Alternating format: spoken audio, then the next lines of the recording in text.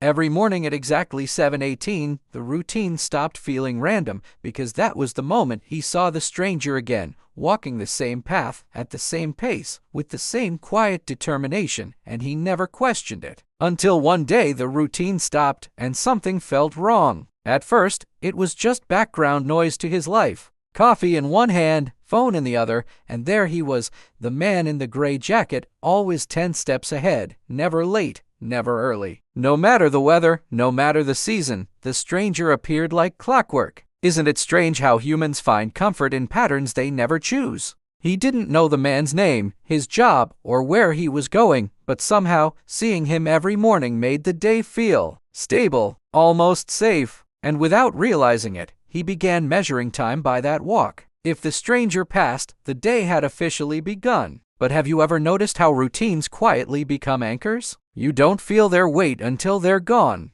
Then came the morning when 7:18 arrived and the sidewalk stayed empty. At first, he checked his watch, convinced he was early. He wasn't. He waited. A minute passed. Then two. The gray jacket never appeared. That's when the unease crept in, the kind you can't explain to anyone without sounding ridiculous. Why should a stranger's absence matter this much? Yet it did. The rest of the day felt off balance, like a song missing a beat. The next morning, he arrived earlier. Still nothing. The third morning, he took the long way, scanning faces, searching crowds, pretending he wasn't looking for one specific man he'd never spoken to. And that's when the questions started to get louder. Did something happen? Did the routine change? Or end? Days passed, and the silence grew heavier. He began replaying tiny details he'd once ignored. The way the stranger always held his bag close. The slight limp in his left step. The fact that he never checked his phone. Funny how absence sharpens memory, isn't it? Eventually, curiosity outweighed comfort, and he followed the route backward toward the place where the stranger's walk used to begin.